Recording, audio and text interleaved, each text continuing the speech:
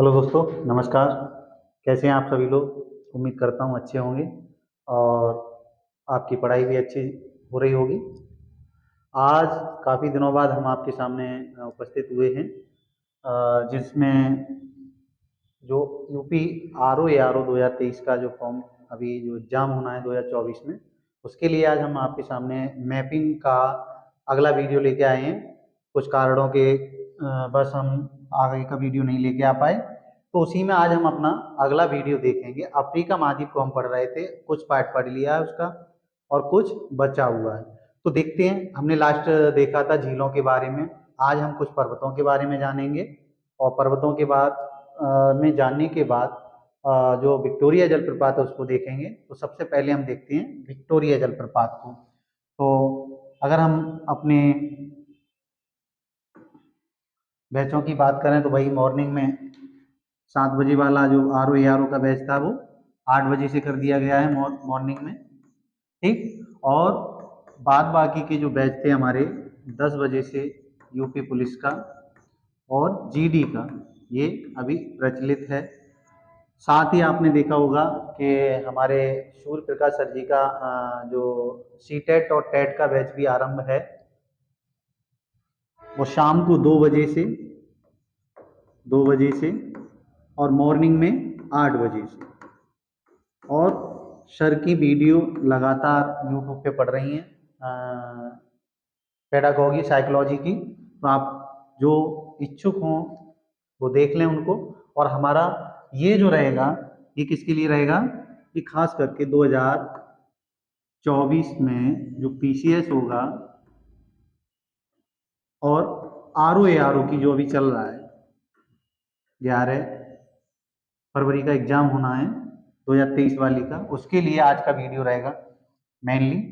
तो देखते हैं, सबसे पहले ये देखिए, आज हम जो बात करेंगे वो क्या होगा हमारा,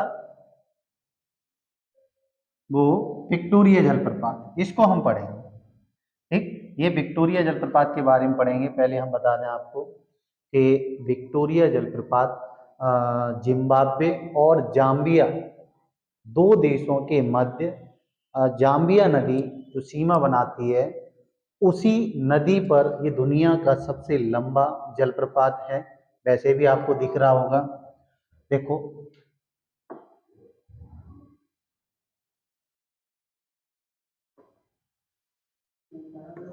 ये यहाँ से, ये देखिए, और ये इस तरह से, ये इसकी लंबाई है। अगर इसकी लंबाई की बात करें तो 1700 मीटर लंबाई है ये। कितना? 1700 मीटर। दुनिया का सबसे लंबा जलप्रपात है। कहाँ पे है? जो हमारा जिम्बाब्वे और जाम्बिया है, उसी में जो जाम्बिया नदी बहती है उस पर है। तो देखो, ये जलप्रपात सबसे पहले इसके बारे में पता किसने किया? इसको जो खोजने वाले थे वो थे 1855 में। 1855 में इस प्रपात की जो खोज की थी वो ब्रिटिश एक नागरिक थे, ब्रिटिश नागरिक,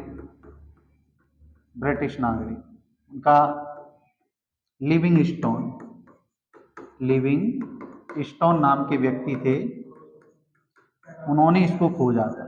लिविंग स्टोन नाम के व्यक्ति ने इसको खोजा था। और उस समय जो ब्रिटेन की महारानी थी वो विक्टोरिया थी, उन्हीं के नाम पर इसका नाम विक्टोरिया रख दिया था। तो अगर एक छोटे से रूप में देखें इसके बिंदुओं को, तो क्या होगा?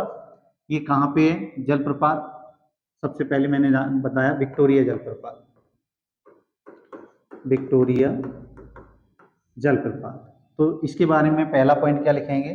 दुनिया का लंबा सबसे लंबा जलप्रपात कितना है? 1700 मीटर है। कहाँ पे है ये? कहाँ है? जिम्बाब्वे,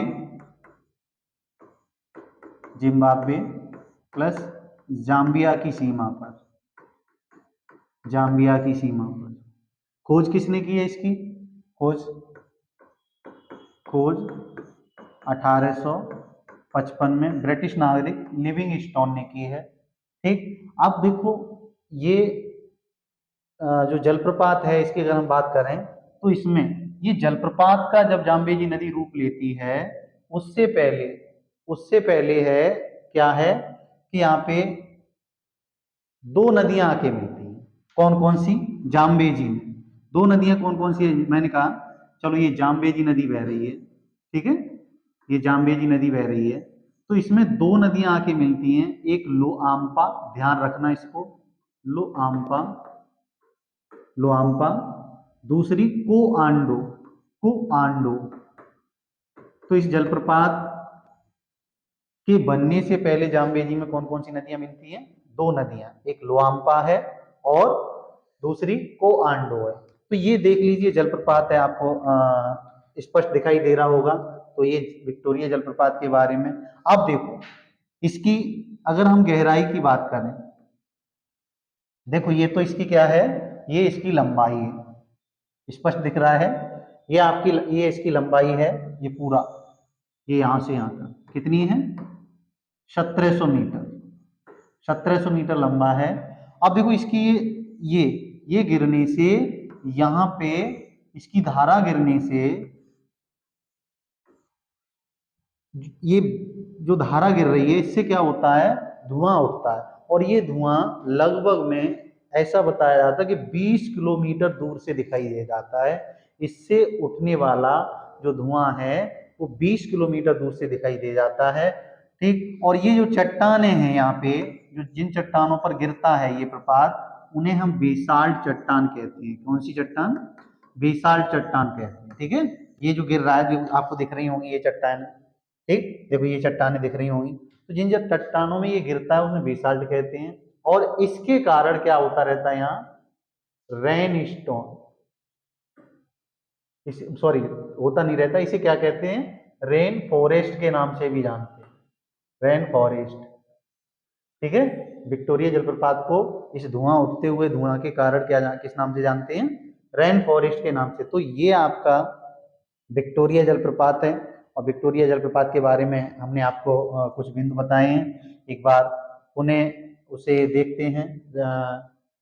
सबसे पहले कि विक्टोरिया जलप्रपात किन दो देशों के मध्य है? जो हमारा जिम्बाब्वे और जाम्बिया है, उन नदियों के बीच में है, सॉरी उन देशों की सीमा के बीच में है। और इसमें दो नदियां, इसका जलप्रपात बनने से पहले दो नदियां इसमें आगे मिलती हैं, लुआम्पा और कोआंडो। उससे अब ये आपको ये सारे बिंदु अपनी कॉपी में नोट डाउन कर लेने हैं, ठीक है, इसमें कॉपी में नोट डाउन कर लेने हैं और उसको रिवीजन करना है। अब देखिए,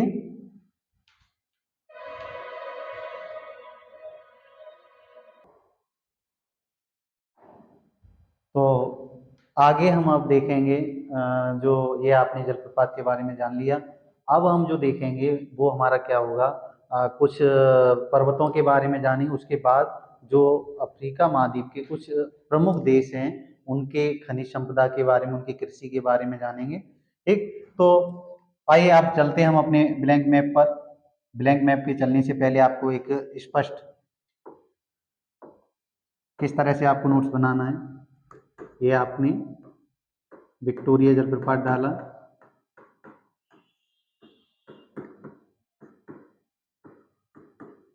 विक्टोरिया जलप्रपात, तो इसके बिंदु कैसे लिखेंगे? पहला बिंदु, दुनिया का सबसे लंबा जलप्रपात कितना है? 1700 मीटर है। दूसरा बिंदु इसका क्या लिखेंगे? जिम्बाब्वे, जाम्बिया जो देश हैं उनकी सीमा पर स्थित है। तीसरा बिंदु इसका क्या रहेगा? जो जाम्बिया नदी है, जाम्बिया नदी उसके मुहाने पर है, ठीक है। खोज किसने की है इसकी? खोज, बस 4-5 पॉइंटों को याद रखना है। खोज 1855 में ब्रिटिश नागरिक लिविंग स्टोन, ब्रिटिश नागरिक हैं लिविंग स्टोन। और विक्टोरिया उस समय जो ब्रिटेन की महारानी थी उन्हीं के नाम पर रख दिया है। अगला, प्रपात बनने से पहले इसमें कौन कौन सी नदियां आके मिलती हैं? लुआम्पा, प्लस कुआंडो, ये नदियां आकर इसमें क्या करती हैं, पहली ही जाम्बेजी नदी में मिल जाती हैं और बेसाल्ट चट्टानों में ये गिरता है। इसलिए यहाँ पे क्या होता है, रेन फॉरेस्ट भी कहते हैं इस क्षेत्र को। तो देखते हैं, अब अपना ब्लैंक में चलते हैं, तो कुछ पर्वतों को पढ़ेंगे पहले। तो देखिए, पर्वतों में बात करें तो सबसे पहले हम तंजानिया का जो किलिमंजारो पर्वत है और अफ्रीका महाद्वीप की ये सबसे ऊंची चोटी भी है, एक मृत पर्वत है। तो देखो, आपको ये क्षेत्र दिख रहा होगा, ये वाला ये क्षेत्र है,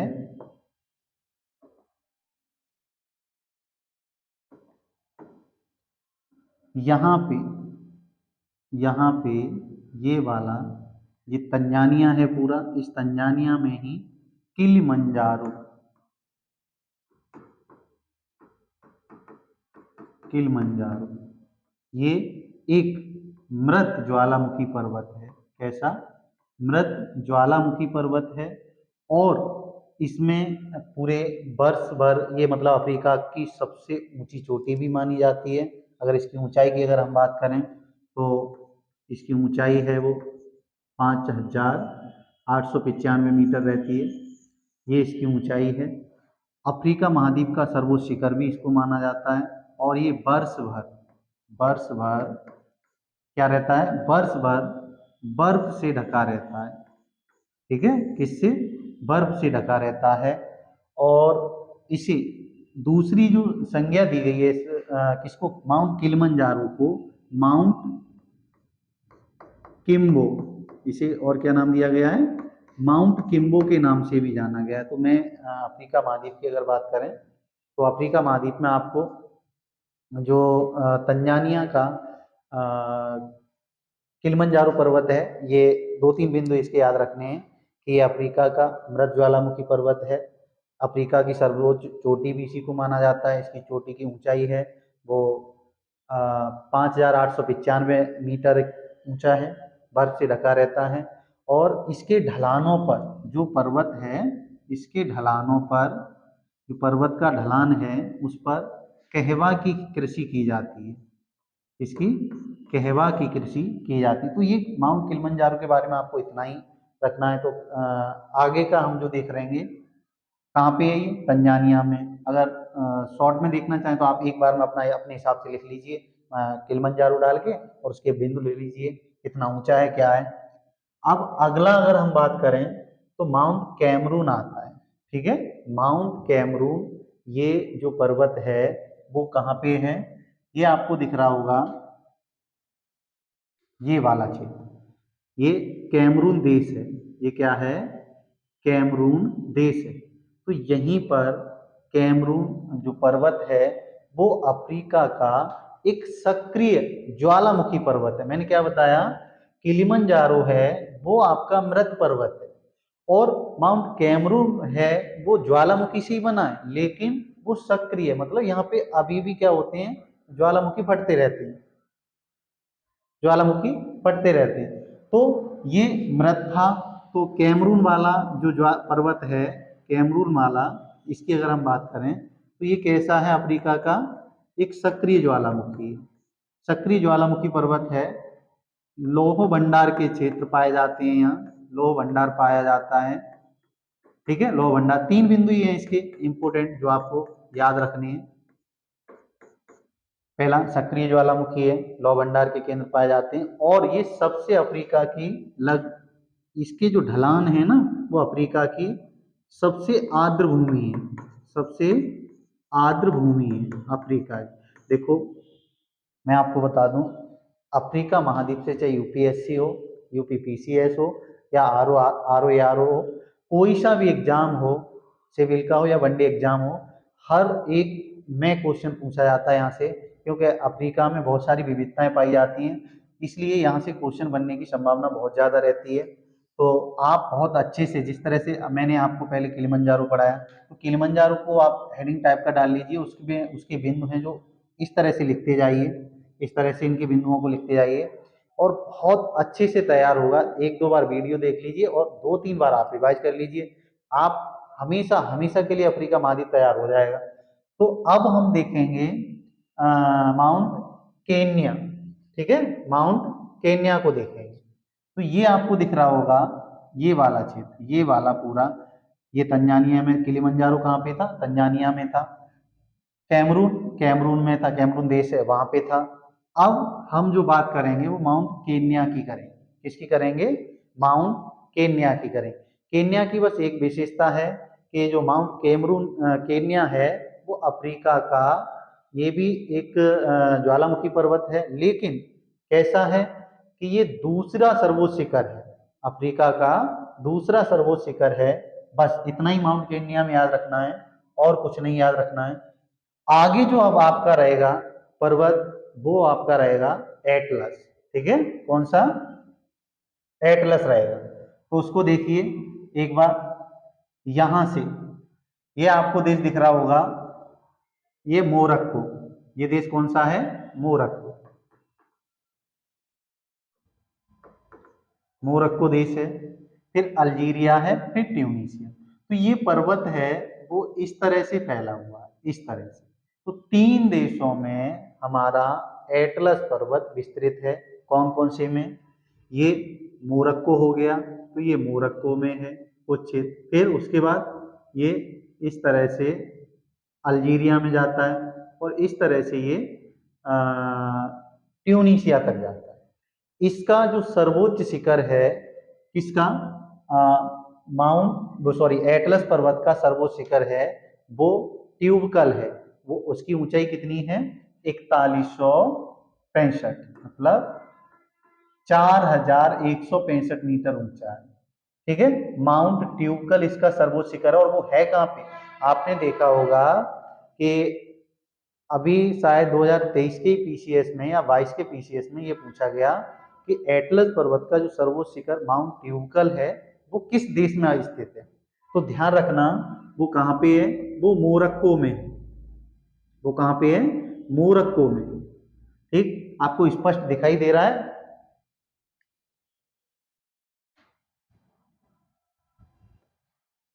ठीक। तो ये कहाँ पे है, मोरक्को में। तो इसकी विशेषता क्या लिखनी है आपको, आपने मोरक्को हेडिंग डाल के अपना लिख लेना। ऊंचाई कितनी है, मतलब इसका सर्वोच्च शिखर है वो क्या है, माउंट ट्यूबकल, ट्यूबकल, ट्यूबकल है। इसकी ऊंचाई कितनी माउंट ट्यूबकल की, ये इसकी ऊंचाई हो गई। और विशेषता और क्या है, 3 देशों में विस्तृत है, 3 देशों में विस्तृत है।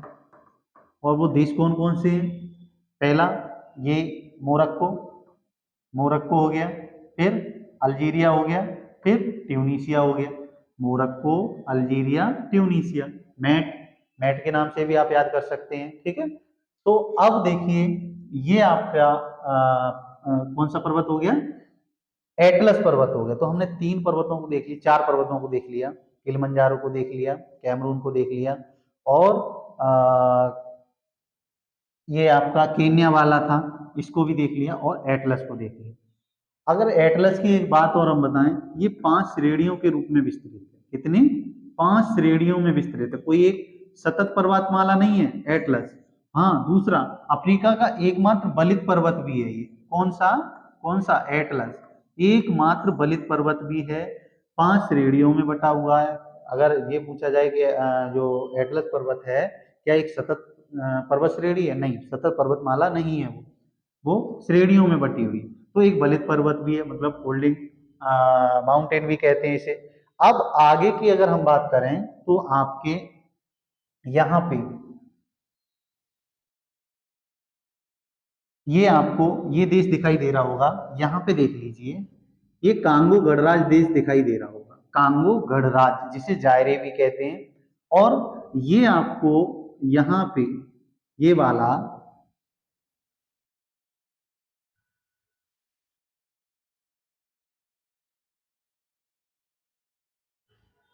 युगांडा देश है। कौन सा है, युगांडा।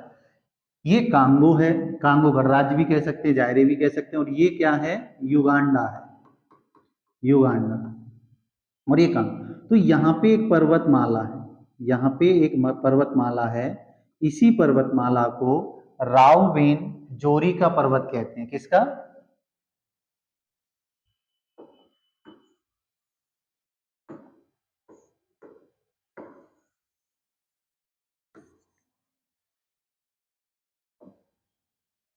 कहाँ पे? राववेन जोरी। राववेन जोरी ये पर्वत है, राववेन जोरी। तो इस पर्वत की दो विशेषता याद रखनी है। सबसे पहले ये कांगो प्लस युगांडा की सीमा पर है, युगांडा की सीमा पर। सर्वोच्च शिखर क्या है इसका? Mount Stanley, Stanley. तीसरा इसका बिंदु क्या रखेंगे? इसको हम माउंटेन ऑफ द मून कहते हैं। क्या कहते हैं? Mountain, mountain of the moon कहते हैं।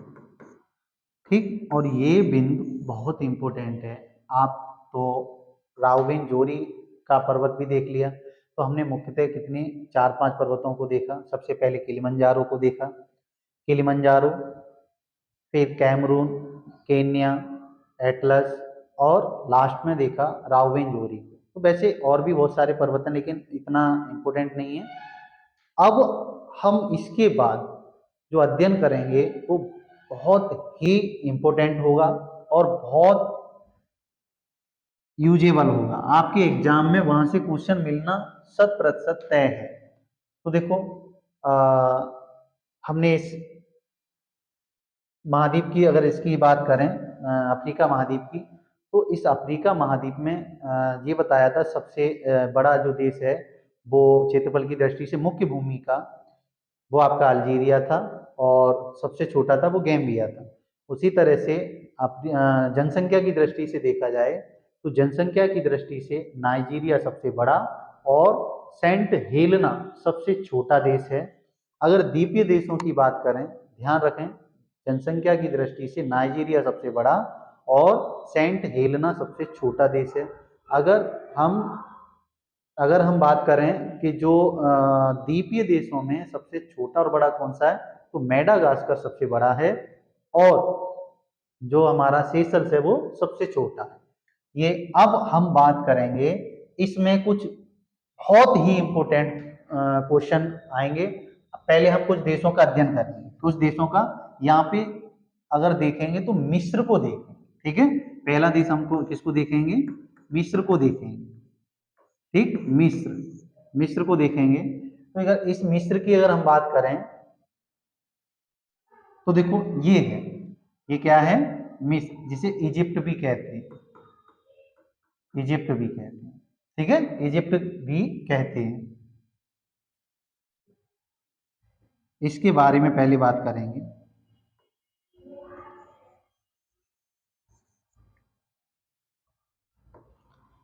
देखो ये क्या है, मैं यहाँ पे बता देता हूँ।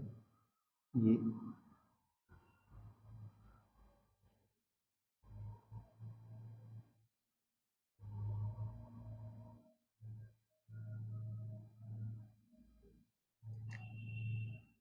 देखिए, ये हमारा अरब प्रायद्वीप वाला भाग है, एशिया का। ठीक है, ये एशिया का अरब प्रायद्वीप वाला भाग है। और ये है, वो क्या है? भूमध्य सागर, भूमध्य सागर, भूमध्य सागर। ये लाल सागर, ये क्या है? लाल सागर। और ये एशिया का अरब प्रायद्वीप वाला। अब देखो यहाँ पे मिस्र का अध्ययन करने से पहले मिस्र के बारे में बहुत अच्छे से हम इसको जानेंगे, क्योंकि मिस्र से कई सारे क्वेश्चन बनते हैं। तो देखो, सबसे पहले यहाँ नील नदी को हम नदियों को सारी पढ़ा चुके हैं पहले से ही, इस तरह से। ठीक है, नदी, ये नील नदी है, ये क्या है? नील नदी है।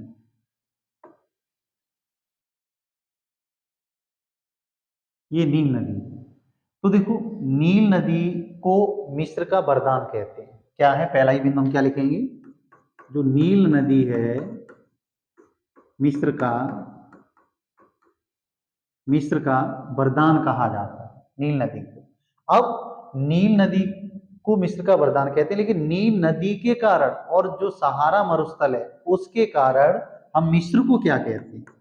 नील नदी होने के कारण, ठीक है, और जो सहारा मरुस्थल फैला हुआ है इसीलिए इसको नील नदी होने के कारण इसे नदी मरु उद्यान, मरु ध्यान, मरु उद्यान के नाम से भी जानते हैं, और सहारा, सहारा मरु उद्यान के नाम से भी जानते हैं। अब यहाँ की अगर हम बात करें तो ये नील नदी जा रही है, ये नील नदी जा रही है, नील नदी के इस तरह से यहाँ पे डेल्टा का निर्माण होता है, इस तरह से क्या हो जाता है, ये एक डेल्टा बन जाता है। तो इसकी राजधानी है ना जो काहिरा, काहिरा, वो इसी नील नदी के डेल्टा के पास में ही है। तो इसकी जो राजधानी है काहिरा, काहिरा, ठीक है, वो क्या है, बिल्कुल नील नदी के दाहिने साइड पर, ठीक है, दाहिने हाथ पर, ये यहाँ पे बसी है, डेल्टा से पहले ही ये बसी हुई है। अब देखो जहां ये भूमध्य सागर में नील नदी डेल्टा बना रही है तो यहाँ पे और यहाँ पे दो पोर्ट बने हैं, ठीक है, पोर्ट बने हुए हैं। इसको, इस वाले पोर्ट को अलेक्जेंड्रिया नाम दिया जाता है। क्या नाम दिया जाता है?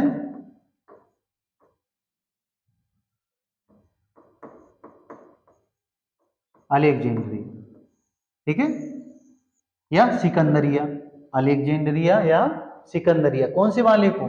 जो इसके आप देखिए दाहिने तट पर, वो सॉरी बाएं तट पर है, इस वाले पोर्ट को, एक मिनट,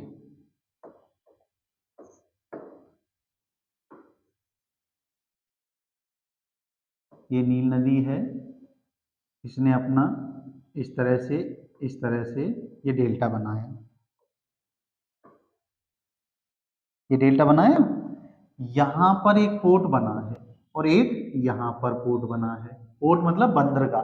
तो इस वाले बंदरगाह को, इस वाले बंदरगाह को हमने सिकंदरिया, सिकंदरिया, सिकंदरिया या अलेक्जेंड्रिया नाम दिया है। और ये वाला जो पोर्ट बना है इसे हमने पोर्ट सई नाम दिया। क्या नाम दिया है? पोर्ट सई,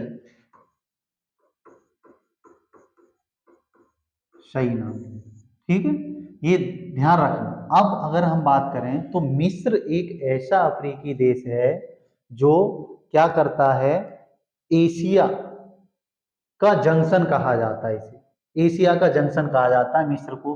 क्यों? क्योंकि यहाँ पे ये ये वाला है, ये सिनाई प्रायद्वीप है, यहाँ पे ये वाला हिस्सा,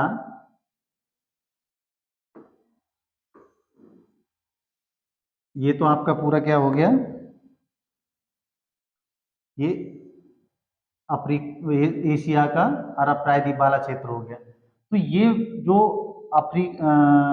लाल सागर में, लाल सागर में ये वाला हिस्सा है वो सिनाई प्रायद्वीप है। क्या है? सिनाई प्रायद्वीप है। तो देखिए इसमें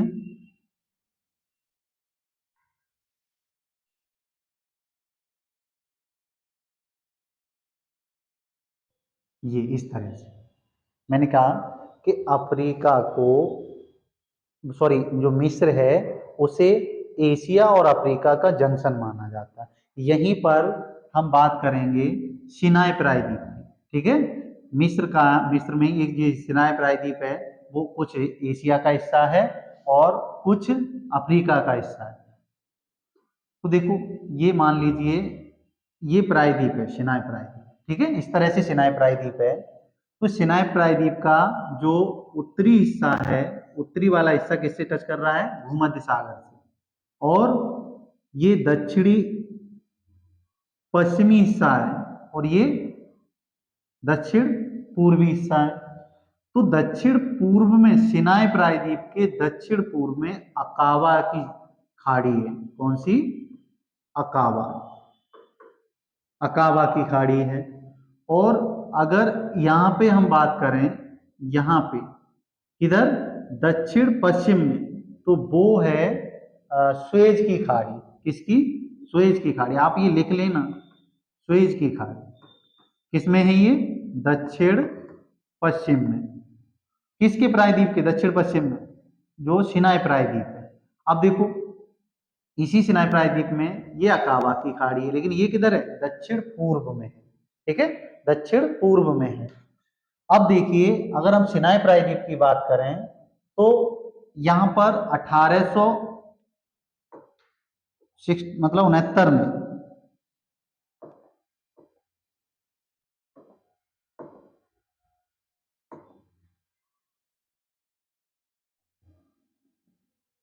एक नहर खोदी गई, ये इस तरह से।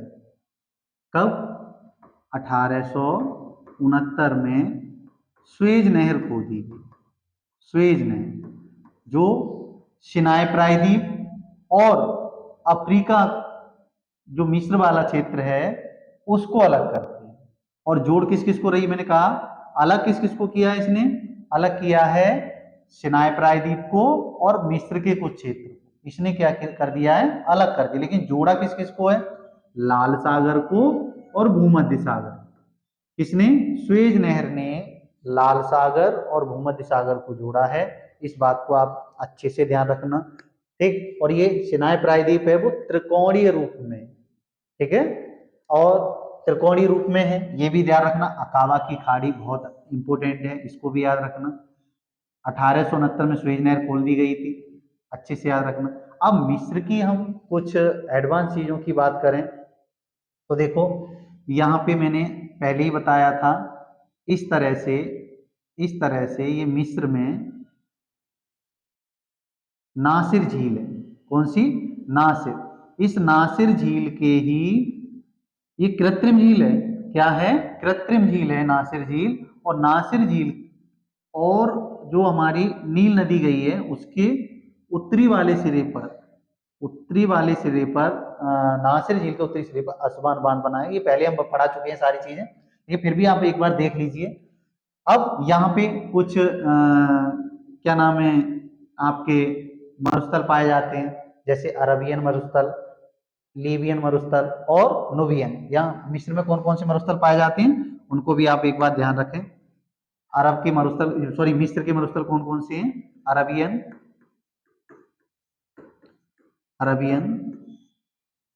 नुबियन और लीबियन। ये यहाँ के कुछ मरुस्थल हैं। ठीक है, यहाँ के मरुस्थल हैं।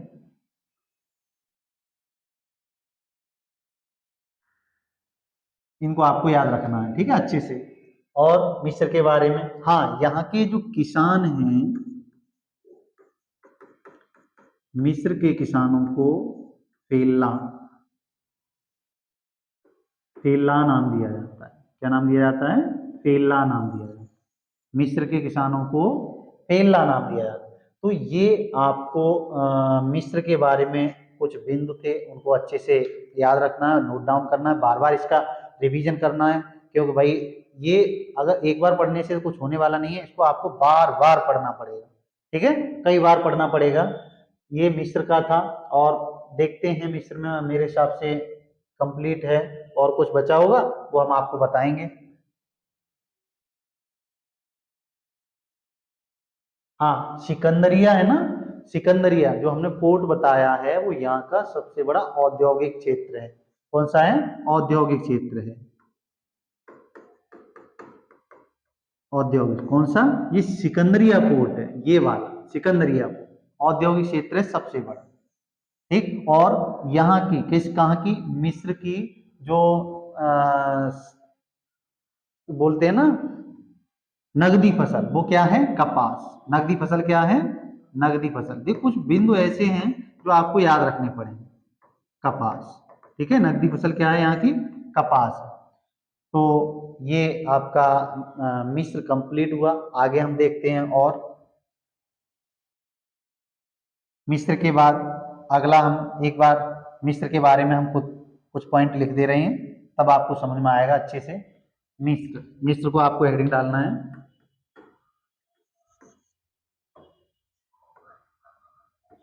मिस्र, मिस्र के बारे में आपको क्या लिखना है, देखो अफ्रीका ऐसे लिखना है, अफ्रीका प्लस एशिया का जंक्शन, जंक्शन, ठीक है। अब मिस्र क्या है, एशिया अफ्रीका का जंक्शन। अगला अगर हम बिंदु की अगर यहाँ की बात करें तो जो काहिरा राजधानी है, काहिरा, वो नील नदी के डेल्टा से पहले दाईं तट पर है, दाईं तट पर है। अफ्रीका में ही क्या है, नासिर झील है, और ये कैसी है, कृत्रिम झील है। नासिर झील कैसी है, कृत्रिम है। अगला अगर बिंदु देखेंगे तो नील नदी को यहाँ का वरदान कहा जाता है, नील नदी को मिस्र का क्या कहते हैं, वरदान या उपहार। इसी को क्या कहते हैं, वरदान या उपहार। नील नदी के कारण, प्रवाह के कारण, नील नदी के प्रवाह के कारण यहाँ पे क्या कहते हैं, नील नदी, नदी प्रवाह के कारण यहाँ पे इसको क्या कहते हैं, नदी मरु उद्यान, नदी मरु उद्यान। और सहारा मरुस्थल के कारण इसको क्या कहते हैं, सहारा मरु उद्यान, ठीक है, सहारा मरु उद्यान। इस किसको, मिस्र को कहते हैं। दूसरा, जो नील नदी का मुहाना बनता है वो मिस्र में ही, मिस्र में ही कहाँ पे बनता है ये, मिस्र में उत्तरी भूमध्य सागर में, ठीक है, भूमध्य सागर बनता है। लेकिन वहां पे दो पोर्ट कौन कौन से हैं, सिकंदरिया, सिकंदरिया ये बाईं तट पर है, और एक पोर्ट सही है, पोर्ट सही उसी डेल्टा के दाईं तट पर है, पोर्ट सही दाईं तट पर है। ये आपको बिंदु लिखने हैं इसमें। और नील नदी पर जो बांध है ना, नासिर झील पे, वो कहाँ पे है, वो असवान बांध, सॉरी कहाँ पे नहीं, वो कौन सा बांध है, असवान बांध। तो ये, और यहाँ के किसानों को क्या कहते हैं, यहाँ के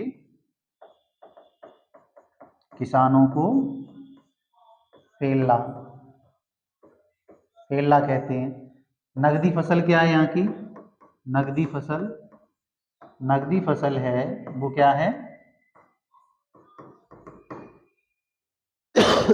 कपास,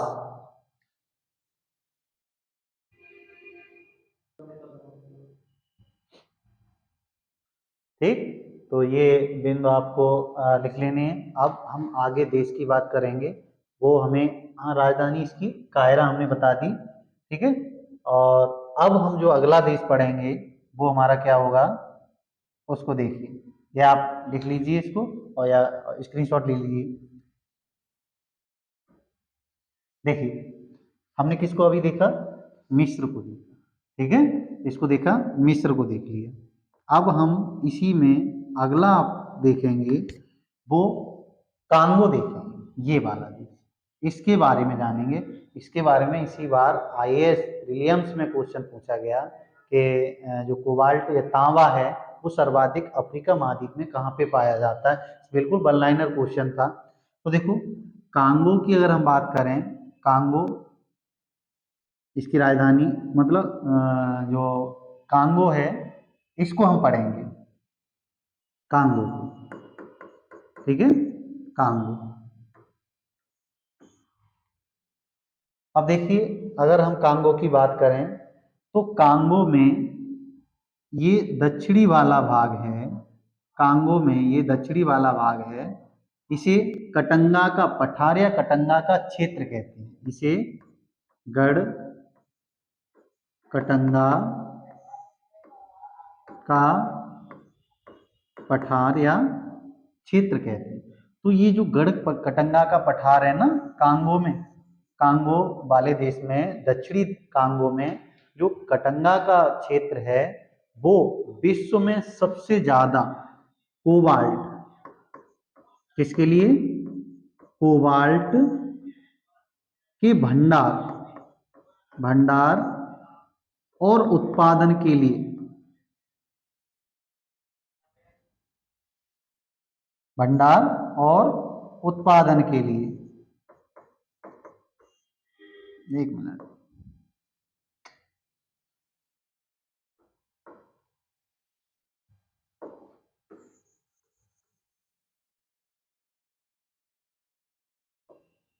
देखो कांगो, कांगो में क्या रखना है याद आपको, गढ़ कटंगा वाला क्षेत्र, कटंगा का क्षेत्र। और कटंगा का क्षेत्र क्यों प्रसिद्ध है, विश्व में सर्वाधिक क्या क्या मिलता है यहाँ पे, कोबाल्ट का भंडार और उत्पादन दोनों, भंडार प्लस उत्पादन दोनों है, ठीक है। अब यहीं पर जो इसकी राजधानी है ना, किसकी, कांगो की, किंशासा, किंशासा, किंशासा जो राजधानी है वो हीरा के लिए प्रसिद्ध है, ठीक है। मतलब जो किंशासा वाला क्षेत्र है वो किसके लिए, हीरा के लिए प्रसिद्ध। ये हम यहाँ पे मेन मेन चीजें बता रहे हैं, ठीक है। और ये किंशासा राजधानी है वो जायरे नदी की, जायरे नदी के किनारे बसी हुई है। किंशासा राजधानी यहाँ पे बसी हुई है, कांगो जो जायरे नदी के तट पर बसी हुई है। तो किंशासा जो क्षेत्र है वो किसके लिए, हीरा के लिए। यहीं पर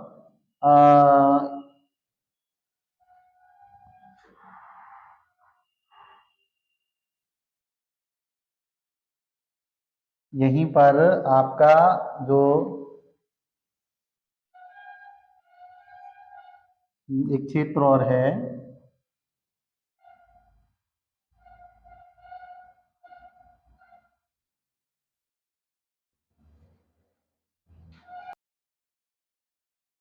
किंशासा हीरा के लिए है।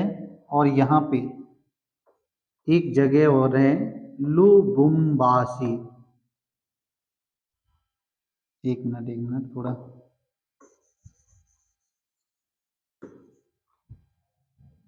इसको यहाँ लिखो, कांगो,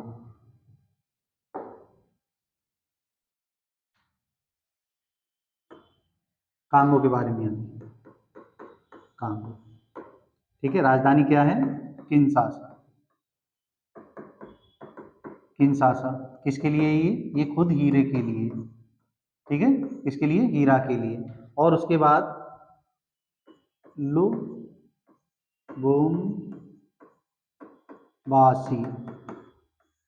ये यहाँ पर तांबे के लिए, या तांबा की राजधानी कहते हैं इसको, लुबुम्बाशी को, लुबुम्बाशी को तांबा की राजधानी कहते हैं, लुबुम्बाशी को राजधानी,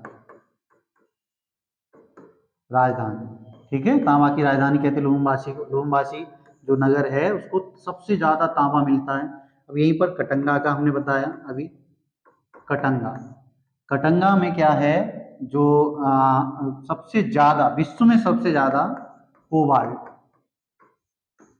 कोबाल्ट भंडार है और उत्पादन भी है।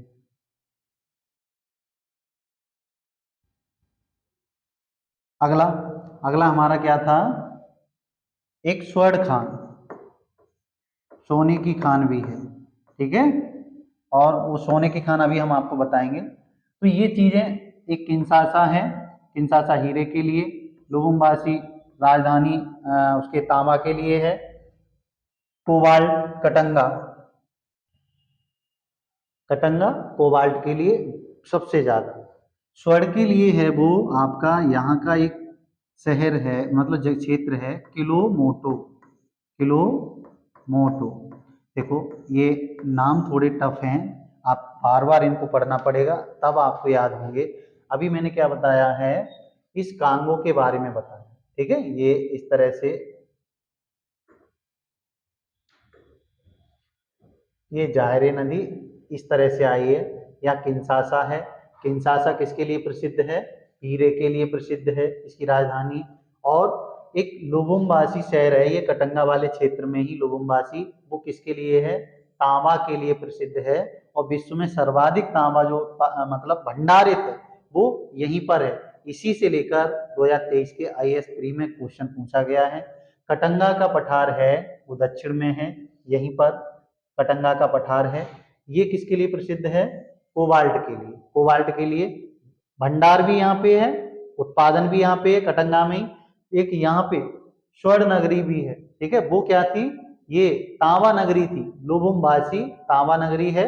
और स्वर्ण नगरी किसे कहते हैं? यहाँ पर किलोमोटो को, ठीक है। किसको कहते हैं? किलोमोटो को कहते हैं। अब अगर हम बात करें इसमें, हाँ, इसका ये वाला जो क्षेत्र है यहाँ पर, ये सवाना क्षेत्र है। इसके ये वाले क्षेत्र है ना, मैंने बताया, ये मान के चलिए ये आपका क्या है? भूमध्य रेखा, वो सॉरी, हाँ, विषुवत रेखा है या भूमध्य रेखा है। तो इसके आसपास का क्षेत्र क्या कहलाता है? सवाना जलवायु वाला क्षेत्र कहलाता है। तो यहाँ पर जो सवाना क्षेत्र है ना, सवाना जलवायु वाला क्षेत्र है, उसे मक्का का त्रिभुज कहते हैं। किसको? कटंगा, सॉरी, कांगो के सवाना क्षेत्र को। किसको? कांगो के सवाना क्षेत्र को क्या कहते हैं? मक्का का त्रिभुज, त्रिभुज कहते हैं, मक्का का त्रिभुज कहते हैं, ठीक है। तो देखो आज वैसे है और भी है काफी, अभी आपका दक्षिण अफ्रीका पड़ा हुआ है। तो हम सोच रहे हैं कि आपको अच्छे से कराएं, बहुत अच्छे से दक्षिण अफ्रीका के बारे में।